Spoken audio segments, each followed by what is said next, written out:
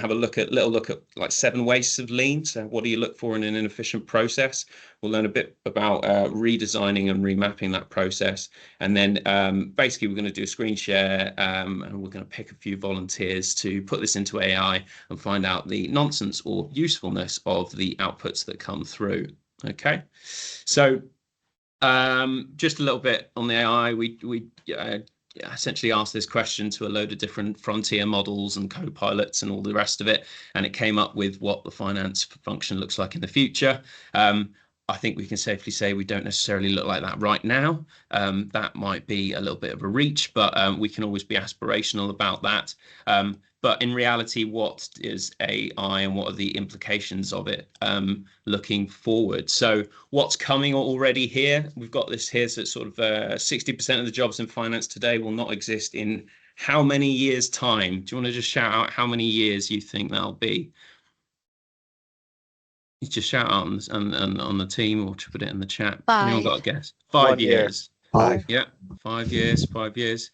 Okay, so we're now looking probably within the next maximum 3. That used to be a 10-year estimate, but the sort of development that's happened over the last sort of 18 months with the progress that's been seen by frontier models is quite extraordinary and unprecedented. We've seen an extraordinary impact. I think the key here when we're looking at that is we're not saying that, you know, jobs are just going to disappear, but we are saying that essentially tasks and the skills required to do those tasks are changing radically. So your job won't be replaced by AI, but a human that knows how to use AI as a tool effectively will more than likely be replacing that role. So the first thing we need to think of is AI is not going to be the solution to any of our problems actually, but it is one of the most powerful tools we've ever come into contact with. And if you can wield it, if you can prompt it, we're going to talk about prompting a little bit. We're thinking about doing another session. If people find that useful, let us know on how to prompt an AI.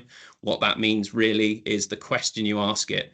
If you just ask it a very simple question going, tell me about PO raising, it's going to give you a pretty unsatisfactory answer. If you give it a lot of context, information, treat it as if it doesn't have any understanding of your job, who you are, who it is in this role, the more information and context you give it, and that's called a prompt, you're going to get much more out of it in terms of the detail and coherence of your answer. And the thing that you'll start understanding is that this isn't just a one-shot question. This is a conversation. You're working with this tool to get the answer that's most suitable to you. So any objections you go, nah, that's not a good answer. The AI's rubbish now. I'm not going to go back to that. Actually, you just need to tell it why it's an insufficient answer. So it's much more of a conversation than just a one-shot. Okay.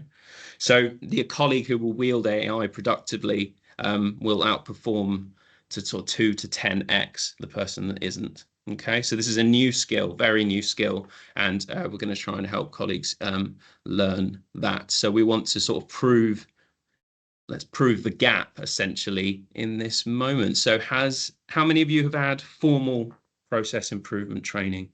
How many? Put your hand up. I'm seeing one hand. Okay. Yet every finance colleague from Band 3 to AP Clerk and DOF, we all now need that skill. Okay, I'm going to talk about that, and we're going to bridge that gap today. Okay, so how can we use AI to improve our processes? So I'm just going to talk a bit about what a process is, what are the key steps for analysing and fixing that process, and why on earth we think AI can help now. Okay, so first question, what is a process? Shout out.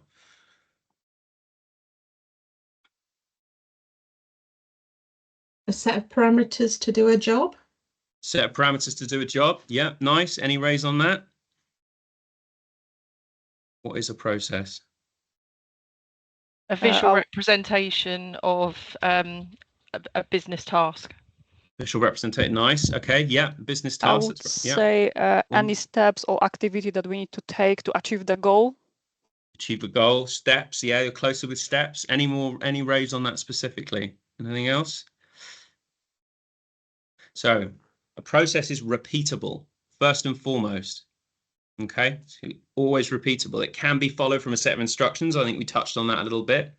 It ensures sort of proactivity, and it ensures that controls are enforced.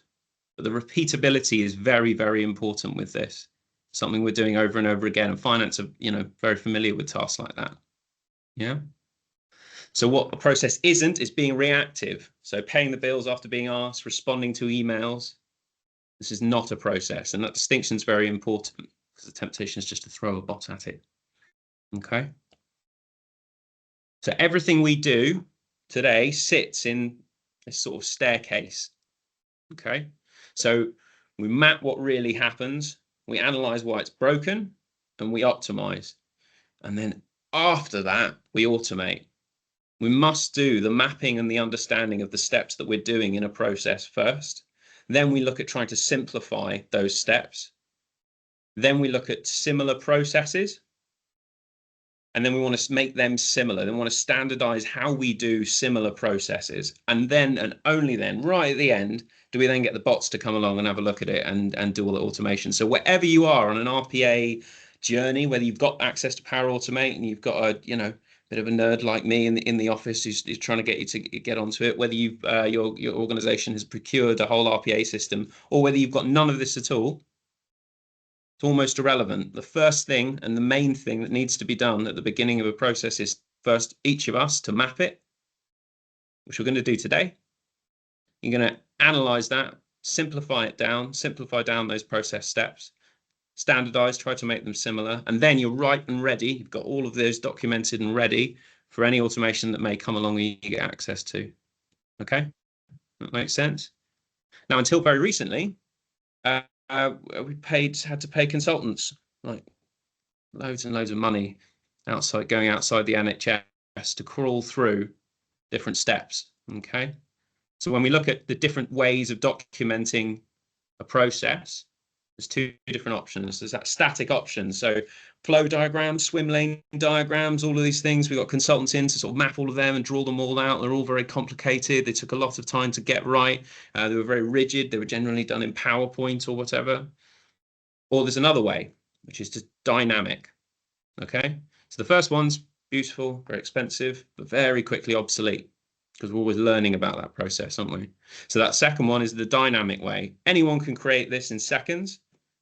And Ellie, if you could post into the chat the link to the process mapping webpage on the website. At the bottom of that page, you can see we've got a few templates that you can download that will allow you to do this dynamic options. Now, if you click on clicking, you can take that into the breakout and use that as a template. Alternatively, you can just use an Excel sheet. It's literally just row by row by row, 1, 2, 3, 4, and I'll show you a little screenshot for that. But you can produce a dynamic checklist, essentially. So something that is live, it's up to date in real time, and it allows the whole team to know what everyone is doing and how they interact. We don't need to visualize a lot of this stuff. So we don't need to spend a lot of time doing it. So everyone should be able to map their own processes. Okay, that's what we're going to do today. This is a screenshot from the tool that Ellie will have copied that link in the chat. Okay, so it's an example of how to fill out a paper reimbursement form. Yeah, you see it's very simple, and this is what we should be and need to be working in. Okay, right. So I've rattled through that. There's a lot to get through, and we've got to introduce AI yet. So what we're going to do now is Ellie's very kindly going to put you into groups, even number of groups. I think there's about 30 of us on there. She's going to put you all into groups, and what I want you to do is you'll have about, let's say, 9 minutes, and I want you to first pick one person in the group to be your scribe, so the person that's going to write down that process. And then I want you all to agree on one process, a real process, please. Someone came up with how to make a cup of tea last time we did this last month. If it could be a real process that you're familiar with or know about in your organization or otherwise. I mean, the tea was great comic relief. It was quite interesting, actually. GPT came up with some interesting ways to make tea. But essentially, if we could focus on one process and you've got a scribe, and you're going to spend those 9 minutes as a team documenting in as much detail as you can each of the steps that are involved in doing that process. Okay. And then what we're going to ask the scribe to do when you all come back in is you're going to paste that process into the chat. Yeah. And then we're going to get to work on it. Okay.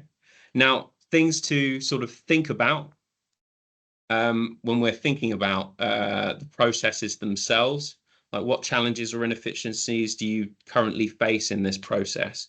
Like how could AI tools perhaps help to address these issues? And what would it take to standardize sort of this approach across your team? Don't worry about these bits so much because we're going to do some of that in the redesign work. But what I want you to do is come back as a team with a process named out. Come up with a team name if you like. Otherwise, we'll just use the scribe's name to refer to you. And if you could put at the top, whoever the scribe is, the process of what it is, raising a PO or whatever it is. Any immediate questions, or are we happy to go into those breakouts now? Great. Good luck meeting all your new friends. They'll be your AI friends for life, I'm sure. And Ellie, if you could press the button on putting people into these groups, that would be fantastic.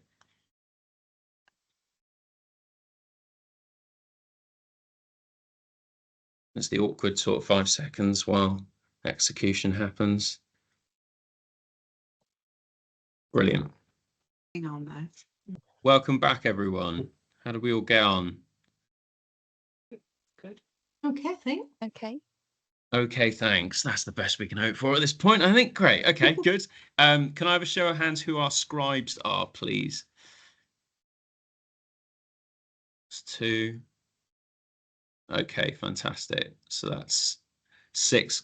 Right, brilliant. Okay. Would you? So I'm going to do a few slides. While I'm doing that, if you could paste your process into the chat so everyone can see it. I'm not sure what to do about the microphone. Maybe if you'd leave the session and come back in. Oh, that's great. People are already posting it through. Okay, fantastic. Boarding a flight, nice and finance specific, Vincent. Right. So I'm gonna go talk to the slides. If you could all paste them through, that would be great, and then we'll get to that in a second. Okay. So I want to talk about essentially looking at the 7 ways to lean briefly. So essentially all we can think about these is these are basically like lenses we use to analyze processes. So like a quick finance translation of that would be, if we think about transportation, this is the exercise of humans copying data. We all know exporting from one system and importing CSVs into the next system in order to synchronize these sort of transportation wastes that exist. And if we think about, say, waiting, so that's an approver on annual leave, or overproduction, so that's, you know, a 70-page report nobody reads. So spotting even one of these are helpful sort of lenses to identify different wastes that exist in your processes, and it's your clue that something could be simplified and automated. Okay. So as I said before, we don't start with robots. So we first need to simplify and strip out duplicate errors and error clicks, etc. Then make the remaining steps as identical as possible across teams so that we can, you know, different members of teams can action and manage different processes when, say, people are off or move around. And then only does the automation step come in. Okay. So how can we make it better? So the goal really is to let AI chew through, say, 80% of low value clicks so people can spend their 20% on judgment, influence, and scenario thinking. So this was the old way. Okay. But with AI, what we're going to be able to do is use AI to suggest sort of clear improvements with steps. Use AI to transition to a best-in-class approach, because by its nature, AI would be recommending the most efficient way of doing it. If we think about the Finance Innovation Forum started, gosh, it's like 4 years ago. I think our mission statement was handed to us, and it was standardize all systems and processes in NHS finance. It's pretty difficult across 400 organizations. That was an undoable task, you could argue. However, with access to AI everywhere now, that's becoming a lot more achievable. And this is where we start on that journey. And then that puts us in a good position to be able to be ready for automation, and in some cases, automation. Okay. So what we're going to do now is we're going to have a look through the processes that you've done. And while I go through these and talk about what we've got here, if you could all have a look at each of these processes and give a thumbs up to the one you want me to demo, and then we can do a bit of voting on which, and the one you want me to take through and prompt, we'll go through. So we've got Vincent's boarding a flight, decide where you want to go, search for the cheapest flight, book your flight, itineraries, pack your bags. That's pretty detailed. 15 steps to board a flight. Make a sandwich. We've all gone for finance-related processes here, I can see. So thank you so much for doing that. 2 slices of bread, butter, plate, knife, open butter, put the butter on the knife, spread. Excellent. Thank you, Emma, for doing something related to our jobs here. Open old journal template. Although she has pasted an image, which is extremely unhelpful for my purposes. Emma, in the background while I'm talking, if you wouldn't mind just copying those as text into the bottom of the chat, because if you are voted the most popular, then I will do that one.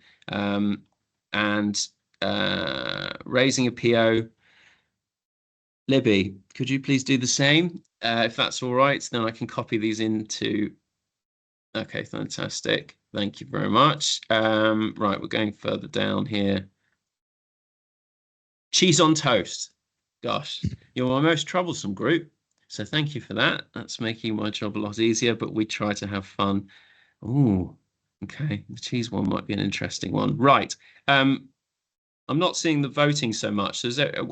Can someone... I'm not seeing any votes on any of these, but that might be on a Microsoft Teams error. I think I'm seeing Emma's has got 10 votes and the others are woefully insufficient. So I think we will go with the finance one and then go from there. Emma, have you managed to copy and paste that process as text into the chat? No, 1 minute. Thank you very much. So whilst you do that, then we're going to run this through as a live item. Ellie, if you could post through the AI that we've built. So there's lots of different AIs, isn't there? So Copilot, there's ChatGPT, there's the one that we've built 3 so far. These are all built on different frontier models. So anyone that knows about models, they're all different, very confusing names. One's called 4.0, if we think about ChatGPT, 0.3, 5's just come out over the weekend. The numbers don't really relate to anything chronological or capacity-wise. They do that to confuse us because they like to be difficult. So don't try and work out any numerical order for them. It's not at random, there are reasons, but it's to do with pricing and not anything else. Each of these AIs and AI models are for different purposes. So when we think about Copilot, a lot of you will have access to that in trusts. The purpose of Copilot is different to what we would call the models, the frontier models that are existing. The purpose of Copilot is to make Microsoft products easier for you to use. That is the mission statement of Copilot. So that is very different to using, cutting edge frontier models for, say, chatbot purposes, or the other many purposes that exist for different models. So Copilot is good at improving your use of Microsoft products, but there are far better models out there. Thank you for doing that, Emma. So what we're going to do now is we're going to use that's GPT-5. We'll have a go at that if we've got time. So this is the forums assistant, and we're just going to talk about prompting at this time. So Ellie, if you could chuck the prompt that I'm going to share on my screen now, and then we'll talk through that as we're going. So I mentioned prompting at the beginning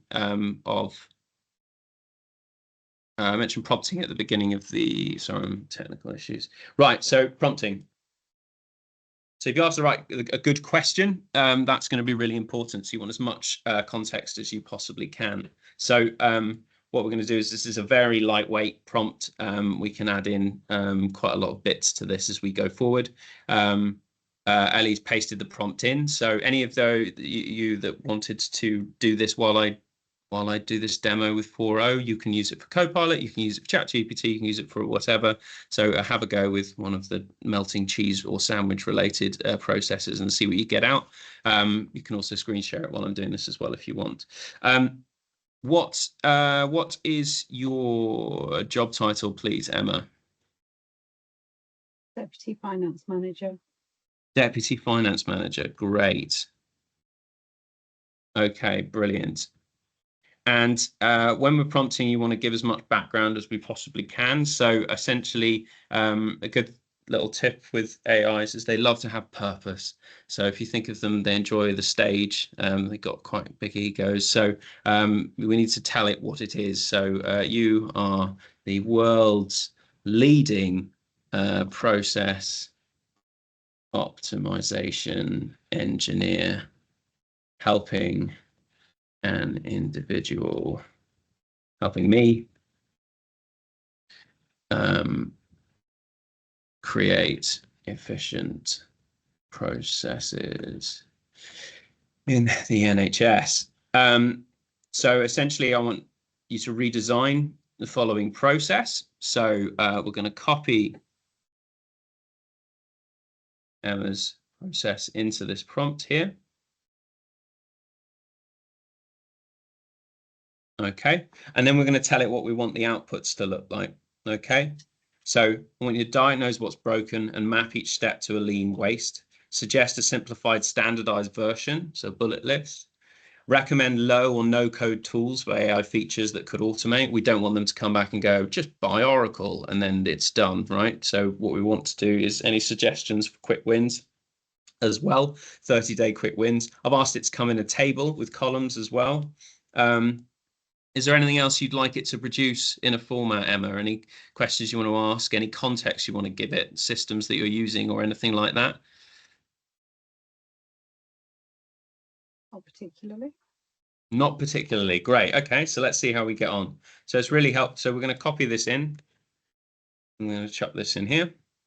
By the way, while this works, this is an alpha product that we've built, and anything you put into the any of the products that we're building at the moment is operating on a private, secure API. It doesn't go back and teach the models. It doesn't go back to Microsoft or any OpenAI servers. This is hosted entirely internally on OneHS Finance servers. So that's not the case with a lot of the frontier models. If you've got private ChatGPT on your phone or your account at work and they haven't stopped you accessing it yet, anything you do share is just like your Facebook or Instagram post. It trains models, it does other things. You can ask it not to, but ultimately we wouldn't want to encourage or anyone to be putting financial information or other sensitive information into personal AIs. Copilot, it's as secure as essentially your Outlook, your OneDrive, your PowerPoint. So that sits within your environment. Anything we would produce as well, that's secure because we're hosting that internally inside the NHS for you. So just a little note on data appropriateness and security. We're looking to develop some sort of guidance on bits and pieces like that. That said, with the processes like the toast or cheese ones, or even this one, this isn't containing any sensitive information anyway. So I'm keen for you to put this into, say, Copilot, or put this into other models, and we can start comparing the quality of the different answers that we're getting here as well. Right, so what I'm going to do is I'm going to copy the answer it's given, and you can have a look at it and see what you think is the answer. Feel free to shout out who else is on Emma's team and have a look at that response and see whether you'd be happy with that response, whether there's any blinding errors there or any context or any challenges you'd like to do. In the meantime, Andrew, I think your hand went up earlier. Yeah, sorry, I just wanted to pick up on what you were saying earlier on about the security side of things. Yes. In that, funnily enough, I was having a conversation with one of our IT guys because there's been a Copilot has been actively promoted within the organisation. Yep. And I know it's like I'm going off at a slight different context to this, in that it's not looking at a process, but what I was looking at mine was was the recording of and minuting of meetings with action points. Yep. And one of the things that was raised was the issue about potentially having people's names in the because obviously when you're in Teams and you're recording having your conversation transcribed, it's picking up people's names. and in that it's a bit of a no-no, apparently. So what I didn't know is this AI that you've got, is that safe to say, let's say we're having a meeting and we're talking about something and it involves some, a member of your staff or something. Is that still a safe process or a safe place to actually have the conversation summarized with action points and everything?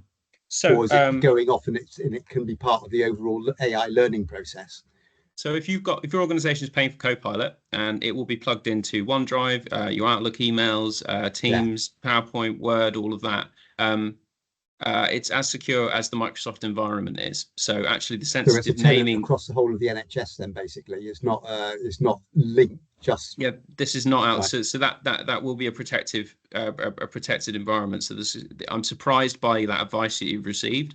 The problem then becomes that essentially, if we're copying transcripts or whatever into personal GPT or Gemini or Grok or any of these things, that's personal information leaving the NHS and leaving the secure environment. There isn't really a data issue with operating within Copilot within the NHS. The only thing that might be, of awareness is essentially around sensitivities, i.e. people talking about people in and more personal sensitivities rather than any form of data breach, because that's operating inside. Something in the chat. I'm sorry, I'm sort of like we're going off probably a tangent. We are. I'm going to have to take this back on, but this sort of stuff we're working with the HFMA in terms of guidance, etc., because there's a lot of different advice going on, and not all of it is accurate. And the expectation is that all IT teams understand AI instantly. That's not the case, because it's new to everyone, isn't it? So the assumption is, the nerds know what they're talking about. Absolutely. It's not always the case. Absolutely. I'm not saying they don't. This is very interesting. We're trying to collect documents like this to understand what's happening across the spectrum in the advice, because there's a lot of wide-ranging advice. If you could contact me after, I'd love to see the document in a bit more detail. Yeah, I'll stick the document in as well. Thank you. But yeah, thanks. Sorry. Thanks a lot. No, not at all. Does anyone have a comment on that process at all, and thoughts on its usefulness or poor output? So what I'm going to post in here as while someone comes back to me is the comparison of what we've got in GPT-5, so you can see the difference. So is that useful? Is that too generic? And the interactive nature of this session seems to have fallen away. Who's going to help me out and comment on the process that we've got and the comparison between them? Or we can just jump straight to cheese toasties. It's up to you. I think the second one is more realistic. On the first one, it mentioned a lot of automation, but a different system requirement, which probably we can't implement to make the change and make it efficient. Absolutely. So getting back to that one, why couldn't you implement those first items? What would stop you? Some of these about automation, about filling the period automatically. I don't think with the current macro template we have, you can do things like that. I think like number 5, 6, 7 are all pretty useless because they're all asking you to get a API or a Power Automate desktop flow, which is most people might not be able to do that. Yeah, great. So was that in, I missed who spoke then, but was that in this one or the GPT-5 one? Your GPT-5 one that I just. Okay, so let's go to that one. So what 5, 6, 7. Yeah. Okay. So what I'm trying to illustrate here is it doesn't know what it doesn't know, right? It's got no idea about your context. It's got no idea that you can't access Power Automate or use it. So this is actually the beginning of quite an elongated conversation. You probably should have told it what system are you using. And that's why absolutely Yeah. I should. That's all about the prompting. So when I asked Emma, is there any systems that are involved or you don't have access to, you bang on, Vincent. So this context up front is going to get you quicker to the answer you want to get to, and that's ultimately what we want to get to faster. So, but that's okay to do it at this point. So we don't have access to Power Automate. What were the other things you said? An API. Or API to plug into it. Yeah. So how could we improve the this process without access to these using, I'm assuming we've got M365 products.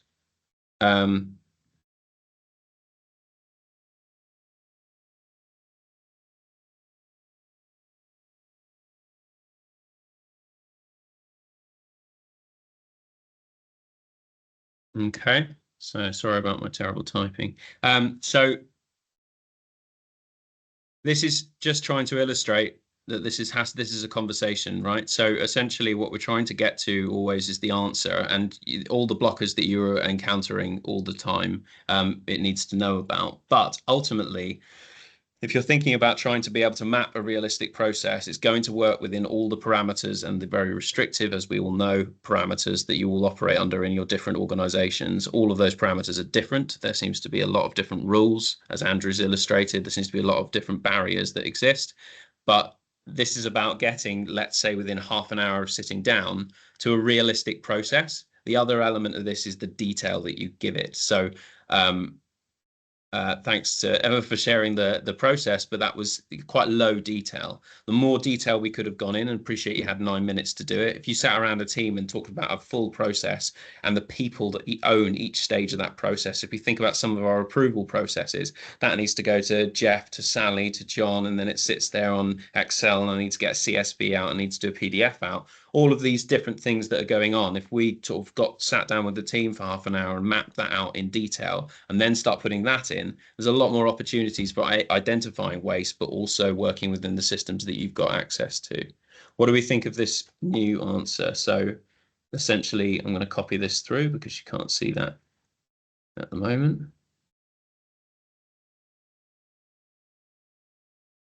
How does that look, Vincent? Yeah, it looks better. Yeah, so this is sort of more SharePoint Teams. I think the master journal template is good. Yeah. Great. So what we're seeing here is difference between different models and access and items and stuff. And we're allowed to use these tools, and you can use the GPT-5, by the way, I'm putting into this AI. I think you got GPT-5 and month. Copilot if you've got it. So it's now there if people have got Copilot licenses. Have they got it? Have they pushed it already? Yeah, it's in it. Nice. It was rolled out on the 8th. So excellent. Okay. Yeah. So based on that, not everyone has Copilot at the moment. The rollout is extraordinarily slow, and the map from NHS England is quite unclear at the moment. So those that don't, this will have 5 very shortly. But if you've got 5 on Copilot, you can put this in as well to go. Can I ask you a question on this assistant? Yes. Have you put like knowledge behind this assistant, or is it searching the web? Do you know what I mean? Like no. So this is with agents. Like sometimes you have a knowledge base that it's got it trained on. Okay, is this just like the whole web? Yeah, so this is an offline alpha version. So this is based on 4.0, which finished training about 2023 in November. So this doesn't even have access to the web. So this is just the knowledge base that it's got at the moment. This is one of the other AIs that I've built is the innovation librarian. So you can access that now. That's been taught all 230 innovations, and has them stored in what's called a vector library, which is why it's a librarian, and it's interrogating all those pieces of information. So the idea with that is you give it your problem, your challenge, or whatever you're encountering, and it'll give you the recommended top selection of things that people have solved, and that links to the web pages themselves. So the idea with that is we're not trying to replicate GPT-5 because we aren't valued at this week's billion valuation now. What we're building is very specific use cases to shorten the amount of time people are spending doing tasks they don't need to. So if you think about the librarian, 200 is a lot of innovations to go through when you're looking at a blank sheet of paper to try and solve a problem. The easiest way to do that is to ask in natural language a model whether someone else elsewhere has encountered a similar problem, or they've solved it in their own way. So this is a lot more of the stuff that we're doing. This was just an illustration for those that haven't used AI or begun using it yet. So that answers that one. Can you put an emotion library in the chat? Yeah, so on the Ellie can chuck that in the chat. That's on the homepage of the website. So if you go to the innovation library, you can access that if you've got a signed in account on one NHS Finance website. It costs us every query you make. So we've put that into, you have to sign into the account, the free account that you need on the one NHS Finance website. And we don't want the wider public using that for the time being. Are there any other questions on prompting AI bits and pieces or anything around? I mean, has anyone had a go at, thank you, Ellie, for posting that. If we think about the prompting side of things, and has anyone, while I've been waffling on, put anything in with the other processes that they want to share the outputs from? Anyone run it on Copilot in the background? Anyone done the cheese toasty or sandwich one that they want to share? Usually we have a few more finance related ones to go through. I did the cheese sandwich, but I seem to have lost it. I put cheese sandwich in Copilot. It just says basic cheese sandwich recipe and butter and bread, 2 slices. Oh wow, yeah, that's my understanding of Copilot capability, to be honest. But yeah, that sounds about right. If we put Oh, I found it. Oh great. If you could post that in the chat or share screen, that's up to you. There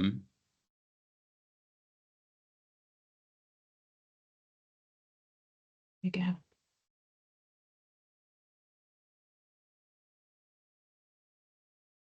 So it suggests making a kit, which I guess. Goodness, what did you what model were you using for this? What did you put this into? I used the Finance Innovation Forum. Cool. Okay, so that's 03 actually, not 40. My mistake. Wow, it's pretty involved. Yeah, but I get where it's. I understand where it's going. It's sort of saying, you know, this. If you had it ready, then you haven't got to get everything. Then if you had something that was pre-portioned, then you've not got to work it out. So I can see how that would work in a work situation, if you know what I mean. There we go. So redesigning sandwiches. So how's everyone feeling about confidence levels of just beginning this sort of thing with the real term processes that you've got, and the tools that we're doing, and what we've done here? Is anyone planning to go back to their team and seeing if you can beginning to map processes in their teams? Is there reasons why you wouldn't at this stage? Keen to understand from anyone how they're feeling about that. I'm really keen to go back to my team and say, right, let's look at some of our things that take us a long time, and let's see what it can come out with if we put this into one of the models that you've suggested. Brilliant. That's really good. And there's a benefit in the team of doing that, is that whoever is owning that process, it's not a case of taking it away from them or automating it, and so it's not theirs anymore. It's very much whoever owns that process, and they can actually just improve the efficiency of it, and they can do it all themselves. Don't need external consultants or anyone. Now we've got AI to help us along.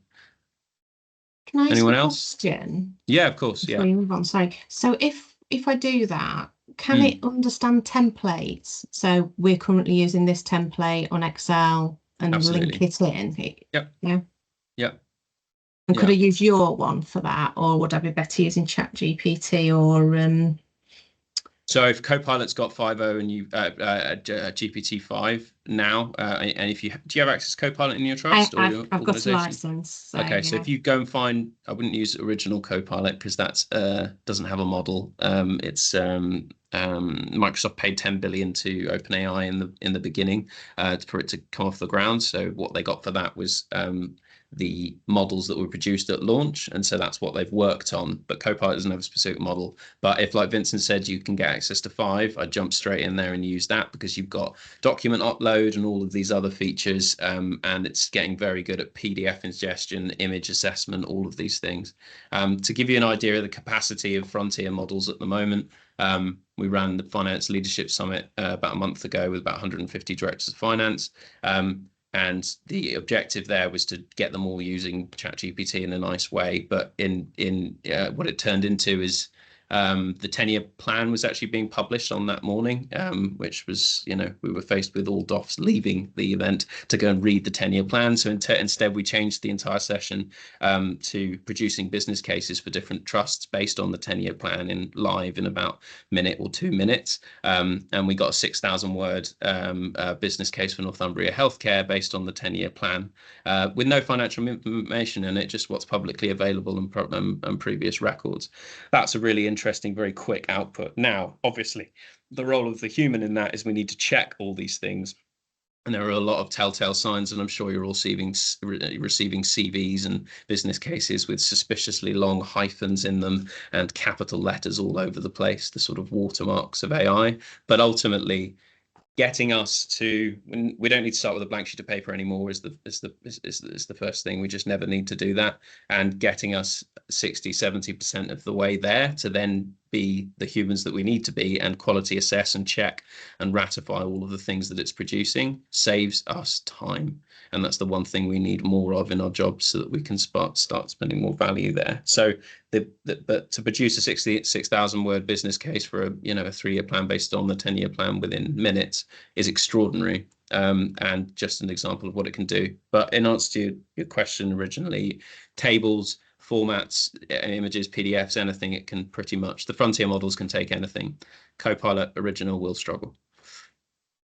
It struggles with Excel's not nested tables. So if the tables are like really pretty and they look good to you, it struggles with it. But if it's a data set, it will work better. That's what I've found with Copilot. So, is that Copilot with 5 or Copilot? Yeah, original? both. So if you've got a data set, it works much better.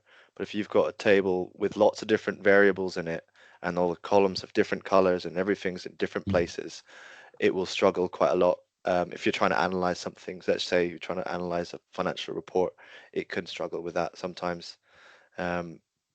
So I agree with. So I found that I'm essentially exactly. So if you've got rich like metadata in that CSV or Excel macro or whatever, I'm stripping out all of that stuff into a CSV format, so it's in its primary text-based format, and then putting it in. And I completely agree. It's like, well, it's night and day, I would argue, Vincent. Like looking at the difference, it's completely different.